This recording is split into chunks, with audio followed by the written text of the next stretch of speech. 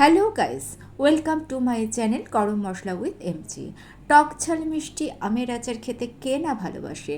আর এই আমের আচারের রেসিপিটা আমি বানাবো ঠাকুমা দিদারা যেরকমভাবে বানাতেন ঠিক সেরকমভাবে। বিশেষ একটা মশলা এই আচারে ব্যবহার করব, আর যেভাবে আমি আচারটা বানাবো সেইভাবে যদি বানান তাহলে আচারটা কিন্তু বছর জুড়ে সংরক্ষণ করতে পারবেন। তাহলে চলুন চলে যাই রেসিপিতে। 1.5 কিলো কাঁচা আম নিয়ে আমটাকে আমি দেখুন এইরকমভাবে কেটে নিয়েছি, লম্বালম্বিভাবে কেটেছি। এক একটা আমকে ঠিক 4টে পিস করেছি। আমগুলোকে এইরকম মোটা করেই কাটবেন। আম যদি পাতলা করে কাটেন তাহলে আচারটা তৈরি হয়ে যাবার পর আমগুলো কিন্তু গলে যাবে, দেখতেও ভালো লাগবে না, খেতেও ভালো লাগবে না। কড়াইতে দিয়ে দিলাম 2 থেকে 3 চামচ সর্ষের তেল। এখানে কিন্তু সর্ষের তেলই ব্যবহার করতে হবে। তেলটাকে কড়াইয়ের গায়ে ভালো করে স্প্রেড করে নিয়ে গরম করে নিচ্ছি। গরম তেলের মধ্যে ফোড়ন হিসাবে দিয়ে দিয়েছি 1/2 চামচ মৌরি আর 1/2 চামচ পাঁচফোড়ন। একটা শুকনো লঙ্কাও এখানে ইচ্ছে হলে আপনারা দিয়ে দিতে পারেন যদি আপনাদের একটু ঝাল পছন্দ হয়। 8 থেকে 10 সেকেন্ড ফোড়নটাকে একটু ভেজে নিচ্ছি। খেয়াল রাখবেন ফোড়ন যেন পুড়ে না যায়। 8-10 সেকেন্ড পরেই দেখবেন ফোড়ন থেকে সুন্দর একটা মিষ্টি গন্ধ বেরোচ্ছে। ওই পর্যায়ে দিয়ে দিতে হবে আমগুলো।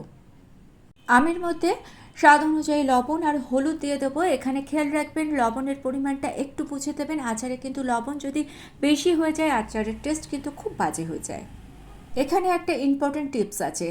আম যখন কাটবেন তার আগে আমটাকে খুব ভালো করে ধুয়ে নেবেন, তারপর আমটাকে একেবারে শুকনো করে মুছে নিয়ে তারপর আমটাকে কাটবেন।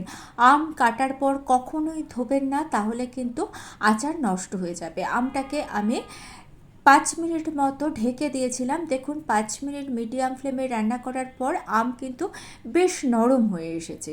যেহেতু লবণ দেওয়া হয়েছে, লবণ দেওয়ার ফলে আমটা কিন্তু তাড়াতাড়ি নরম হয়ে যাবে। এইবার এর মধ্যে দিয়ে দিচ্ছি আখের গুড়।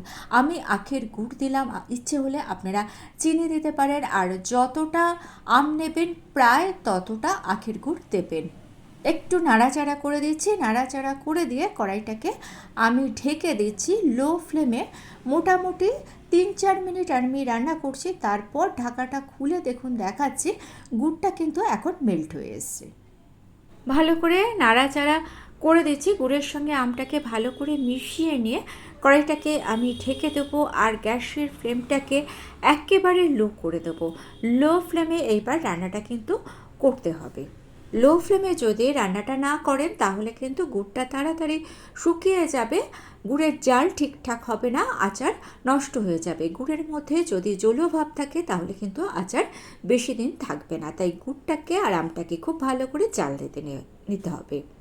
গুড় আর আমটা জাল হতে থাক, ততক্ষণে একটা তাওয়া বসিয়ে তার মধ্যে দিয়ে দিয়েছি 2টো শুকনো লঙ্কা। শুকনো লঙ্কা দুটোকে মাঝখান থেকে ভাগ করে দিয়েছি। প্রথমে শুকনো লঙ্কাগুলো দিয়ে দিলাম, কারণ শুকনো লঙ্কা ভাজা হতে একটু সময় লাগে। তারপর এর মধ্যে দিয়ে দিয়েছি 1/2 চামচ গোটা ধনে, 1/2 চামচ গোটা জিরে, 1 চামচ মৌরি আর 1/4 স্পুন পাঁচফোড়ন। মৌরির পরিমাণটা আমি বেশি দিয়েছি। যদি আপনারা পাঁচফোড়ন না দিতে চান সেক্ষেত্রে 10-12টা মেথির দানা দিয়ে দেবেন। লো টু মিডিয়াম ফ্লেমে গোটা মশলাটাকে 1 থেকে 1.5 মিনিট ভেজে নেওয়ার পর যখন সুন্দর একটা গন্ধ বেরোচ্ছে মশলাটাকে আমি তুলে নিলাম। ঠান্ডা করে নিয়ে এটাকে গুঁড়ো করে নেব।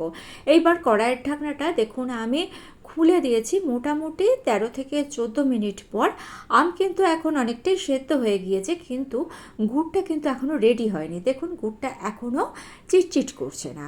গুড়টা চিটচিট যতক্ষণ না করছে ততক্ষণ বুঝতে পারবেন যে গুড়টা কিন্তু রেডি হয়নি। আরও 5 মিনিট মতো ঢেকে রেখেছিলাম। অবশ্যই লো ফ্লেমে রান্নাটা কিন্তু করতে হবে। এইবার আমি দেখুন দেখিয়ে দিচ্ছি। গুড়টা এখন দেখুন বেশ চিটচিট করছে। অনেকগুলো তার সৃষ্টি হচ্ছে না, কিন্তু একটা তার দেখুন হালকা করে সৃষ্টি হচ্ছে।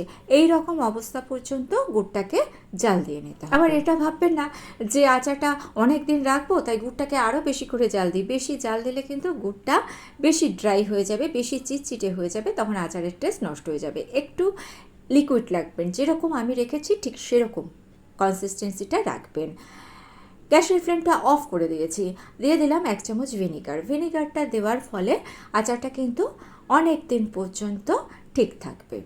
আর এখানে কিন্তু ভিনিগারের বদলে লেবুর রস দিলে হবে, কিন্তু সেক্ষেত্রে কিন্তু বেশি দিন আচারটা থাকবে না, রোদে দিতে হবে।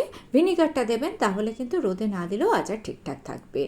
দিয়ে দিচ্ছি ভাজা মশলাটা। যে ভাজা মশলাটা আমি ভেজে নিয়েছিলাম সেটাকে ঠান্ডা করে গুঁড়ো করে নিয়ে দিয়ে দিলাম। পুরো ভাজা মশলাটাই কিন্তু দিয়ে দিলাম। আচারের পরিমাণ কতটা হবে তার উপর ভাজা মশলাটা পরিমাণ নির্ভর করছে। দিয়ে দিলাম 1 চামচ চাট মশলা। যদি বিট নুন দিতে চান বিট নুন দিতে পারেন, তাহলে আর চাট মশলা দেবেন না। আচারটাকে ঢেকে 5 মিনিট রেখে দিয়েছিলাম। 5 মিনিট পর সমস্ত মশলাগুলোকে ফাইনালি ভালো করে মিশিয়ে নিলাম। এইবার আচারটাকে পুরোপুরি ঠান্ডা করে একটা কাচের পাত্রে রেখে দিতে হবে। ভিডিওটা ভালো লেগে থাকলে চ্যানেলটা সাবস্ক্রাইব করে নিয়ে পাশে থাকা বেল আইকনটা প্রেস করে দিয়ে অল অপশনটা ক্লিক করে দেবেন, তাহলে যখনই নতুন কোনো ভিডিও আপলোড করব তার নোটিফিকেশন আপনাদের কাছে পৌঁছে যাবে। আজকে এই পর্যন্ত। Thanks for watching.